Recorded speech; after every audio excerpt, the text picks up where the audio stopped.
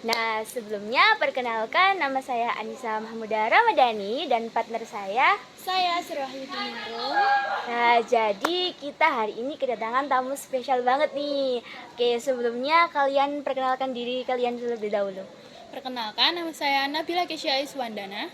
Nama saya Nabila Etasya Juliasari. Saya Muhammad Al-Azam.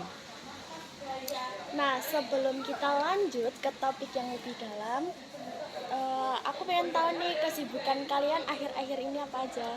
Nah, kesibukan kita akhir-akhir ini lagi nyiapin PAT. Ya sih, kita lagi sibuk ulangan harian juga. Terus banyak tugas juga. Gitu. Oke, jadi podcast kali ini kan kita akan membahas tentang antropologi ragawi nih. Nah, menurut kalian itu dari pandangan kalian antropologi ragawi itu gimana sih gitu? Menurut aku, antropologi ragawi itu cabang antropologi yang mempelajari aspek seperti biologis dan fisik manusia, kayak fokus pada bidang evolusi manusia, terus genetik sama anatomi yang berhubungan sama faktor biologis dan lingkungan. Menurut kamu gimana? Nah, jadi inti antropologi ragawi adalah mempelajari variasi biologis manusia termasuk evolusi dan pertumbuhan fisik. Nah, kalau kamu Zam, sama apa beda nih jawabannya? Menurutku sih beda. Bagiku antropologi ragawi itu ilmu yang mempelajari fisik manusia dan kaitannya dengan lingkungan, baik lingkungan biotik ataupun abiotik. Sebenarnya sama sih intinya, sama Intinya pokoknya semua. sama lah. Cuma kata yang beda. Jadi seperti yang kita ketahui, antropologi ragawi itu kan dibagi beberapa subbab gitu ya kan? Ada banyak subbabnya. Apa aja nih, Rom? Nah, yang pertama yaitu mengamati ciri fisik penduduk Indonesia. Nah, itu membahas tentang evolusi fisik manusia dalam kaitan lingkungan mau abiotik ataupun biotik tersebut. Kedua yaitu mengamati asal-usul manusia sejak awal hingga pada sekarang. Ketiga yaitu mengamati perubahan secara perlahan sejak masa lampau hingga masa sekarang. Keempat yaitu ngebahas konsep ras, dan yang terakhir kebermanfaatan antropologi ragawi dalam ilmu antropologi forensik.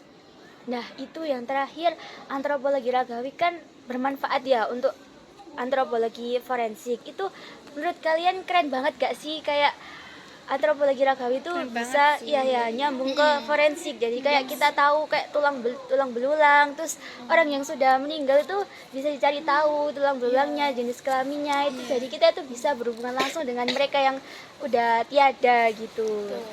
Betul. Nah, kita udah paham seberapa pentingnya. Jadi semakin penasaran deh untuk memahami lebih dalam tentang ilmu antropologi forensik. Kan kita nih penasaran gitu ya, dari sudut pandang kalian itu gimana? Menurut kalian itu apa sih perbedaan antara antropologi forensik dan antropologi biologi gitu? Siapa yang mau jawab?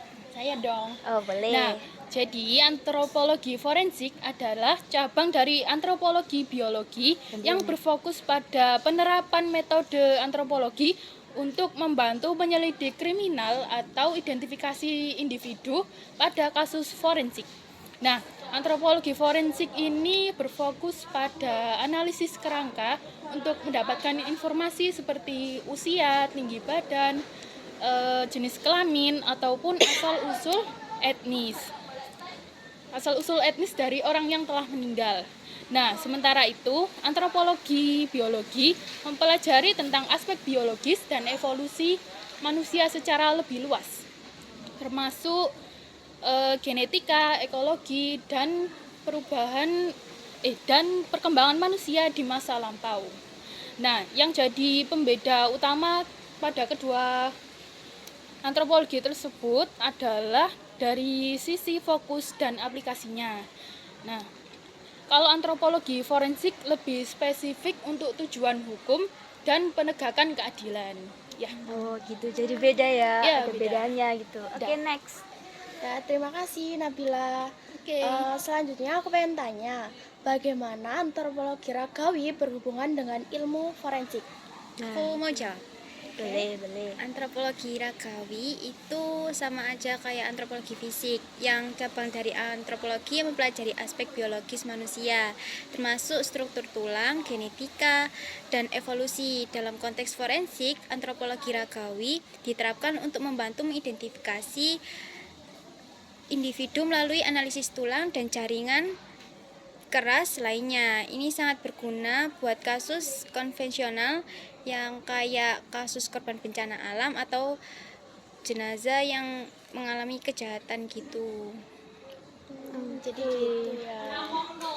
Selanjutnya nih, aku pengen tahu, menurut kalian tuh apa sih peran utama antropologi ragawi dalam penyelidikan forensik? Aku mau jawab. Nah, jadi antropolog ragawi berperan dalam menganalisis sisa-sisa kerangka atau bagian tubuh untuk mengidentifikasi informasi seperti jenis kelamin, usia, tinggi badan, dan asal-usul etnis.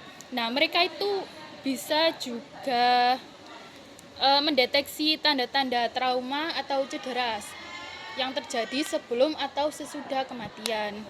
Nah, yang bisa membantu mengungkapkan penyebab kematian atau memperkirakan waktu kematian. Oh, gitu ya. Keren banget sih, keren ya. Lanjut. Makin seru ya. Selanjutnya, bagaimana teknologi modern membantu antropologi ragawi dalam forensik? Aku mau jawab lagi. Boleh nih. Teknologi modern seperti DNA profiling, pencitraan 3D, dan analisis isotop dapat mempercepat dan meningkatkan ketepatan identifikasi dalam antropologi forensik. Dengan pencitraan 3D, misalnya antropolog dapat merekonstruksi wajah berdasarkan tengkorak. Analisis isotop memungkinkan para ahli melacak pola migrasi atau asal-usul geografis di mana informasi lain sulit ditemukan. Oh, gitu ya. Oke, keren sih.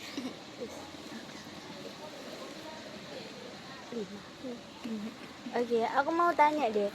Kira-kira apa sih teknik yang digunain para antropolog itu untuk menganalisis forensik? Baik, aku mau menjawab lagi. Kamu lagi nih, Azam nih, Iya diam dong. aja nih. Karena pertanyaannya ini seru-seru banget. Iya, seru ya. Jadi aku mau jawab. Jadi, antropologi ragawi menggunakan berbagai teknik seperti pengukuran osteometri atau pengukuran tulang, identifikasi tanda patologi pada tulang, dan analisis gigi serta teknik pencitraan seperti CT scan atau sinar X. Nah, teknologi seperti ini sangat membantu mereka dalam menganalisis kerangka untuk mengidentifikasi profil individu yang hilang atau yang perlu diidentifikasi. Oke, lanjut. Gitu ya. Lanjut ya. Bagaimana antropologi ragawi dapat membantu dalam identifikasi korban bencana massal? Siapa Nah, nih? Saya. Lagi, boleh. Iya. Dihabisin pertanyaannya sama Nabila. Oke. Nah, dalam bencana massal seperti gempa bumi, kecelakaan pesawat, nah jenazahnya itu kan seringkali sulit diidentifikasi. Nah, makanya antropologi ragawi bisa menggunakan teknik analisis tulang. Nah, jadi mereka bisa memperkirakan identitas korban. Nah, mereka dapat membandingkan ciri-ciri fisik dengan data medis korban sebelumnya, seperti rekam medis gigi atau catatan tentang luka atau cedera sebelumnya, untuk membantu mengidentifikasi korban secara lebih akurat. Lanjut deh, bagaimana cara antropologi forensik mengidentifikasi jenis kelamin dari tulang belulang? Saya mau jawab. Nah, akhirnya ngomong ya Azam ya, dari tadi Antropologi diam. forensik mengidentifikasi jenis kelamin dari tulang belulang. Perbedaan dimorfik sesuai pada tulang. Nah, pertama pada tulang panggul dan tengkorak. Pada umumnya, panggul perempuan lebih besar dan berbentuk bulat. Untuk mendukung proses kelahiran, sedangkan panggul laki-laki lebih sempit dan tinggi. Tengkorak laki-laki juga cenderung memiliki tonjolan tulang yang lebih besar, dahi yang lebih miring, dan rahang yang lebih menonjol. Namun identifikasi ini tidak sepenuhnya akurat, terutama pada individu yang mencapai usia dewasa karena ciri dimorfik seksual berkembang seiring usia. Oke, udah itu aja. lumayan ya jawabannya. Lanjut. Selanjutnya, bagaimana antropolog forensik menentukan usia mati dari tulang belulang? Saya mau jawab lagi. Kali ini langsung. Antropologi forensik menentukan usia mati dari tulang belulang dengan memeriksa tanda-tanda perkembangan atau degenerasi pada tulang. Pada anak-anak dan remaja, usia dapat ditentukan berdasarkan tingkat perkembangan tulang, khususnya di daerah persediaan dan pertumbuhan tulang panjang seperti humerus dan femur. Pada orang dewasa, antropologi melihat tingkat pengikisan tulang terutama pada permukaan sendi panggul, perubahan gigi, dan tanda-tanda degenerasi lainnya. Pada orang yang lebih tua, tanda-tanda seperti artritis dan pengikisan vertebra juga menjadi petunjuk. Kombinasi dari berbagai metode ini membantu memberikan perkiraan usia yang cukup akurat. Oke, boleh deh lanjut ya. Aku pengen tahu ya, menurut kalian tuh bagaimana sih teknik dari identifikasi tulang belulang? Kenapa kok teknik itu tuh bisa membantu penegakan keadilan? Saya mau jawab. Dihabisin ya sama Azam kali ini ya. Teknik identifikasi tulang belulang membantu penegakan keadilan dengan menyediakan informasi penting untuk mengidentifikasi identitasnya, memperkirakan waktu kematian, dan memeriksa adanya tanda-tanda trauma atau cedera yang menunjukkan kemungkinan penyebab kematian. Antropolog forensik juga bisa mengidentifikasi apakah cedera terjadi sebelum atau sesudah kematian, yang bisa menjadi bukti dalam kasus kriminal. Dengan menggunakan analisis ini, penyidik dapat menentukan apakah seorang adalah korban kejahatan dan menemukan petunjuk untuk menangkap pelaku. Hal ini sangat berguna dalam kasus pembunuhan, kecelakaan besar, atau identifikasi korban bencana. Oke. Oh, jadi gitu ya. Selanjutnya, aku pengen tahu apakah ada kasus terkenal yang dipecahkan dengan bantuan antropolog forensik? Nah ini Saya mau nih jawab. kayak seru banget, kasusnya itu pasti banyak kan. Mungkin kalian tuh ada yang tahu gitu, kayak apa sih gitu, ada yang tahu nggak dari kalian? Saya tahu. Apa? Beberapa kasus terkenal yang dipecahkan dengan bantuan antropolog forensik antara lain adalah kasus pembunuhan serial oleh Green River Killer Oh, di Amerika Serikat yang diidentifikasi sebagai besar korban dengan analisis tulang dan gigi. Selain itu, kasus pembunuhan keluarga Romanov, keluarga kerajaan Rusia, juga berhasil dipecahkan dengan identifikasi forensik pada sisa-sisa tulang yang ditemukan. Di Indonesia, kasus penemuan tulang manusia tragedi tsunami Aceh 2004 dan kecelakaan pesawat sering memerlukan peran antropolog forensik untuk mengidentifikasi korban. keren ya kasusnya, kayak aduh bisa terpecahkan juga gitu. Oke, dari pembahasan kita tadi itu kan peran antropolog itu sangat penting ya, dan pastinya itu banyak tantangan. Jadi ada nggak dari kalian, menurut kalian tuh apa saja sih tantangan yang sering dihadapi oleh antropolog dalam kasus forensik gitu? Aku mau jawab. Boleh. Tantangan utama termasuk pada kondisi jenazah yang mungkin telah membusuk atau rusak berat sehingga sulit diidentifikasi. Selain itu, jenazah yang ditemukan di luar negeri atau daerah yang tidak memiliki data pendukung seperti catatan medis atau data DNA juga menjadi tantangan. Keterbatasan teknologi atau waktu juga bisa menjadi kendala dalam analisis yang akurat. Oh gitu ya, lanjut. Nah, akhirnya kita sampai di pertanyaan yang terakhir. Udah selesai ya, nggak kerasa ya, saking serunya ya obrolan kita ini Seru ya. banget. Jadi aduh, oke, Aduh. apa nih Ningrum pengen tahu apa? Aku pengen tahu, apakah ada keterkaitan antara antropologi ragawi dengan bidang lain dalam forensik seperti patologi atau odontologi? Ada. Antropologi ragawi bekerja sama erat dengan patologi dan odontologi. Patologi forensik membantu mengidentifikasi penyebab kematian, sementara odontologi forensik fokus pada identifikasi melalui gigi. Keduanya melengkapi dengan antropologi ragawi, terutama ketika jenazah dalam kondisi sulit dikenali atau sulit diidentifikasi.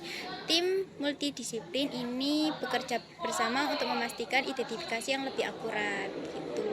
Oke, ya. sudah di penghujung pertanyaan ya. Aduh, keren-keren banget gak sih jawaban tamu-tamu kita hari ini? Oke, seperti kata Ningrum, kita sudah berada di akhir video. Jadi kami dari podcast Dialog Manusia mengucapkan terima kasih telah menyaksikan. Kami pamit undur diri. Mohon maaf apabila ada kesalahan kalimat maupun tindakan. Saya Anissa. Dan saya Suraya Diningrum. Saya Nabila Kesya. Saya Nabila Tasya Jasari. Saya Muhairul Azam. Pamit undur diri. Bye.